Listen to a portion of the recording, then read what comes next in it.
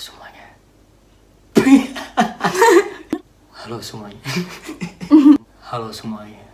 Kembali lagi dengan saya, Damar Vince, dan di sebelah saya ada Pucet Nadifa. Udah serem belum? lumayan. Welcome to my channel. Jadi, di sini aku pengen kasih tahu ke kalian semua. Kali ini konten kita beda dari sebelum-sebelumnya. Ya, dan kita sekarang membawa konten dengan judul horor.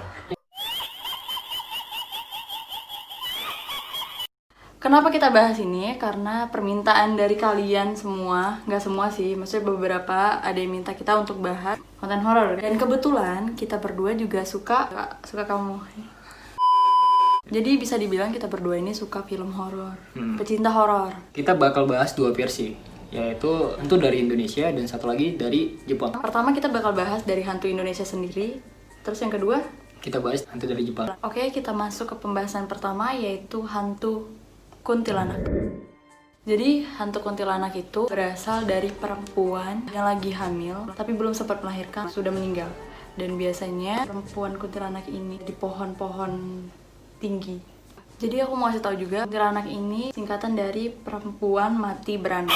Yang tadi belum sempat melahirkan tapi sudah mati duluan. Dan hantu ini berasal pertama kali dari Pontianak. Jadi hantu kuntilanak ini pertama kali muncul saat zaman Sultan Syarif Abdurrahman Al-Qadri.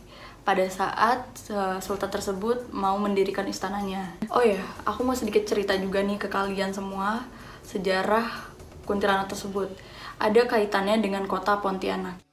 Jadi aku mau sedikit cerita ke kalian semua sejarah kota Pontianak. Kenapa kota Pontianak itu disebut Pontianak. Ini ada kaitannya sama hantu kuntilanak tersebut. Jadi pada saat Kesultanan Abdurrahman Al-Qadri, sultan tersebut melihat ada sosok wanita rambut panjang yang cantik. Bukan hanya dia yang melihat, rombongannya juga melihat. Lalu beliau dan rombongannya diganggu oleh wanita tersebut. Pada zaman sultan tersebut sedang membangun istananya. Nah, makanya sultan tersebut akhirnya mendeklarasi kota itu sebagai namanya menjadi kota Pontianak. Jadi ada kaitannya kuntilanak ini dengan kota Pontianak. Karena dulu pada zaman sultan itu kuntilanak ini mengganggu sultan dan rombongannya pada zaman pembangunan istana tersebut. Biasanya sosok kuntilanak ini muncul dengan menimbulkan bau-bau yang harum. Aku suka dengar cerita sih ya, ini menurut cerita teman-teman aku yang katanya pernah ngelihat kuntilanak. Sebelum kuntilanak itu muncul, biasanya tuh ada bau-bau yang kecium gitu. Aku pernah nih waktu dulu waktu kecil kalau nggak salah ya. Jadi itu pas mau Ramadan, mau awal-awal Ramadan. Jadi besoknya mau Ramadan lah gitu kan, sebelum Ramadannya. Bukannya katanya kalau Ramadan hantu itu dikurung ya? Sebenarnya sih enggak ya, kalau menurut aku. Jadi waktu itu aku lagi mau mandi ya kan, lagi ambil handuk gitu kan. Terus aku di kamar mandi, sebelum aku mau masuk kamar mandi, dari kamar aku tuh tercium bau-bau bunga gitu loh. Ya. Jadi pas aku ke kamar mandi terus ada ember berisi bunga. Aku kaget dong, itu apa? Pas aku tanya sama ibu aku, katanya wajib mandi ini. Jadi sebelum hantu ini muncul, biasanya ada bau-bauan yang harum seperti bau-bauan bunga Kamboja, melati. Itu pertanda bahwa si kuntilanak ini akan muncul.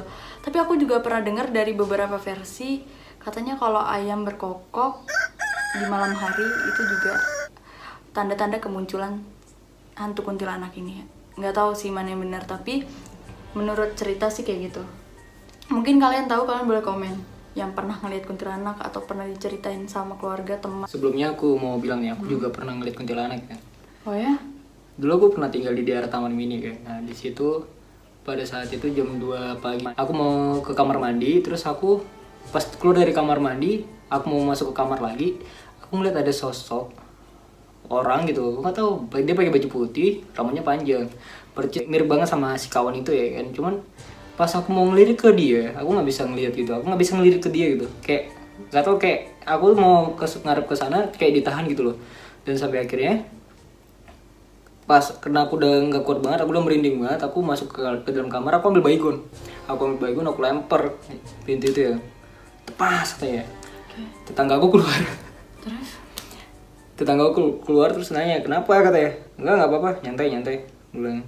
Terus akhirnya pas tetangga aku masuk lagi ke tempat dia kan, terus pintu itu aku buat kata-kata di situ karena nggak tahu, mungkin kena kesel aja ya. Sampai akhirnya aku nggak tidur sampai pagi tuh, aku nungguin dia muncul lagi gitu, kayak udah gondok banget gitu kan, tapi gue udah nggak muncul nih.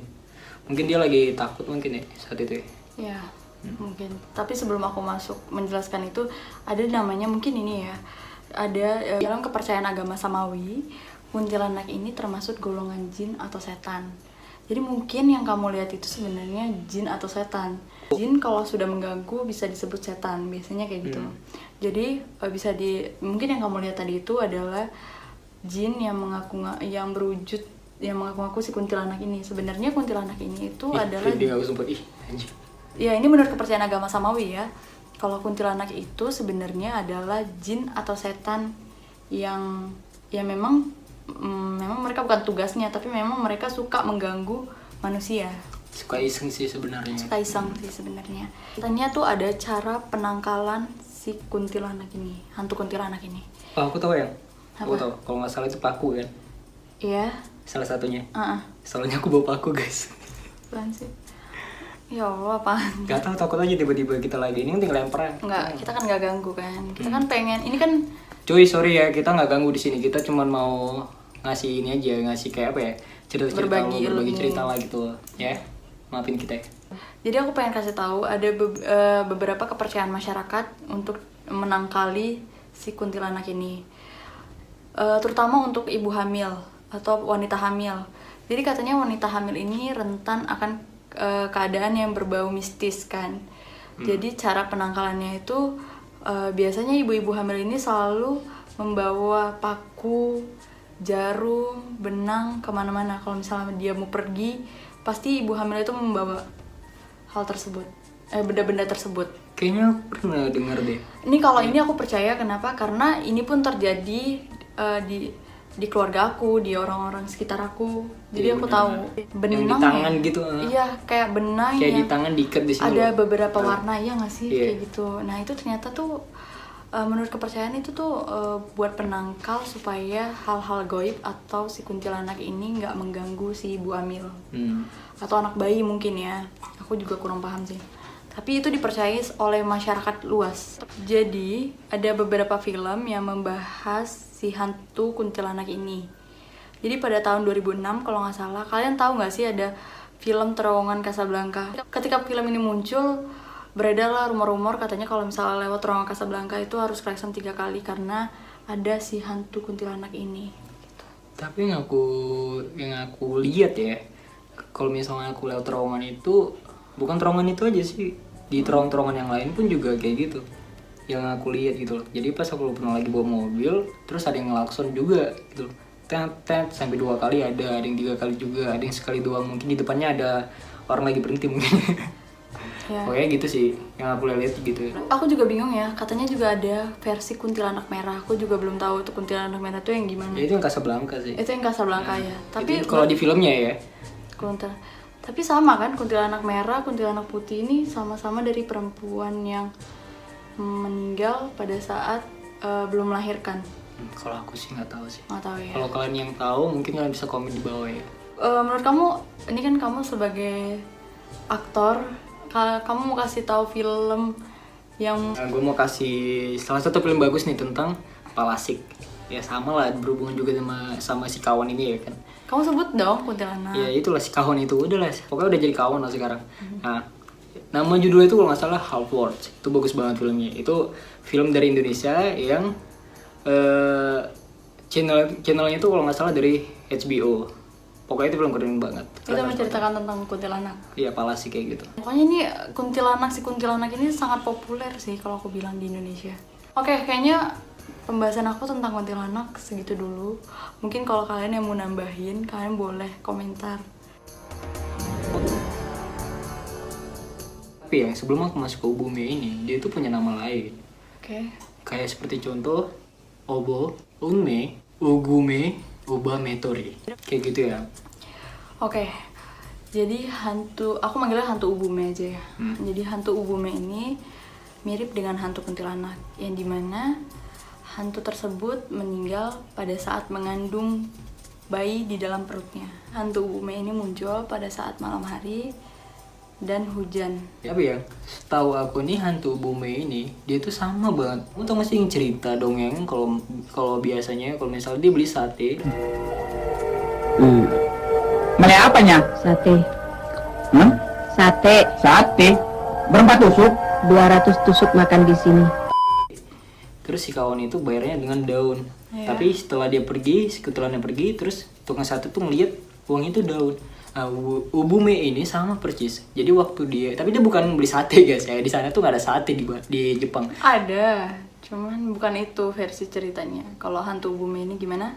Nah, jadi hantu Ubume ini dia tuh pergi ke toko atau ke pasar-pasar gitu kan. Di malam hari pada saat dia membayar, setelah dia pergi, uangnya itu berubah jadi daun. Kan sama kan seperti dengan cerita kuntilanak. Mungkin yang membedakan hantu Ubume ini bukan membeli sate ya, tapi dia membeli perlengkapan bayi, yang akan dia ambil. Jadi hantu Ubume ini akan mengambil bayi yang dimana orang tuanya meninggal pada saat melahirkan bayi tersebut. Iya. Kayak gitu. Sebenarnya Ubume ini seperti apa ya? Hantunya tuh seperti ibu ya. Keibuan banget gitu loh. Sedangkan kuntilanak ganggu gitu kan. Itu sih yang membedakannya. Jadi Ubume ini terdapat 2 ciri ketika kemunculannya. Yang pertama itu apa? kemunculannya setelah dia meninggal gitu. Iya benar. Jadi hantu Ubume ini muncul dengan jubah warna putih, rambut panjang yang kusut, dengan wajah yang agak sedikit peot, mungkin wajah yang peot gitu. Kamu bisa ngebayangin nggak gimana? Serem banget pasti. Iya. Itu bedanya kalau dengan si kuntilanak ini muncul dengan sosok wanita yang cantik berambut panjang. Udah kelihatan bedanya. Dan ada juga dari versi lainnya, kalau misalnya si Ubume ini dia itu adalah wanita telanjang yang terseduh-seduh menangis meminta pertolongan ya. Ada 2 versi legenda yang ada di Jepang yang menceritakan si hantu Ubume ini. Yang pertama itu adalah seorang pemuda yang bernama Suetake, yang dimana pemuda tersebut berani melewati sungai yang angker. Katanya di dalamnya itu ada hantu Si Ubume itu ya. ya, hantu Ubume itu. Dan pemuda itu berani melewati sungai tersebut. Pada saat pemuda Sutake ini berhasil melewati sungai tersebut, dalam perjalanannya pemuda Sutake itu berhasil menemukan hantu Ubume itu, dan hantu tersebut meminta pertolongan kepada pemuda tersebut. Pemuda tersebut berhasil bertemu dengan hantu Ubume. Hantu Ubume itu memintai pertolongan kepadanya untuk membawa bayinya. Akhirnya pemuda tersebut membawa bayinya untuk menunjukkan kepada teman-temannya bahwa dia berhasil bertemu hantu Ubume. Setelah dia sampai di sana, ternyata itu hanya segumpalan daun yang dipadatkan membentuk bayi. Cerita lain dari hantu Ubume ini adalah yang dimana sepanjang sungai Sumida, yaitu di daerah Sukizi, terdapat jual ikan manis untuk anak-anak yang ada di Amazake. Datang sesosok wanita yang menggenggam bayinya untuk memberikan bayinya sake manis. Pada saat wanita itu membeli, sang penjual merasakan hal yang aneh, dan akhirnya si penjual memutuskan untuk mengikuti wanita tersebut. Sesampai penjual mengikuti wanita tersebut, terdapat sebuah kuil di mana wanita tersebut berhenti, dan akhirnya si penjual memutuskan untuk masuk ke dalam kuil tersebut. Sampai si penjual masuk ke dalam kuil tersebut, terdengar suara tangisan bayi. Akhirnya penjual melihat bahwa wanita tersebut berhenti di dalam kuil, yang dimana dalam kuil tersebut adalah tempat pemakaman. Dan penjual pun mendengar suara tangisan bayi. Akhirnya si penjual memutuskan untuk menggali kuburan yang didengar suara tangisan bayi. Setelah digali kuburan, ternyata ada sosok bayi nangis digenggam oleh mayat wanita.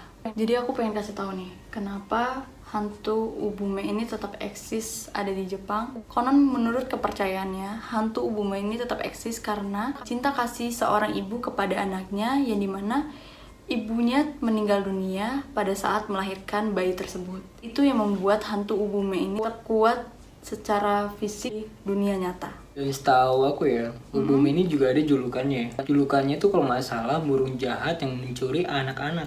Oh ya, aku juga mau nambahin nih. Hantu Ubume ini mengambil seseorang bayi secara misterius, lalu bayi tersebut tidak pernah kelihatan lagi ada di dunia. Tapi guys, kisah Ubume ini juga ada novelnya, yaitu nama novelnya adalah The Summer of the Ubume. Nah, novel tersebut Karya novelis Jepang oleh Natsuhiko Kyogoku.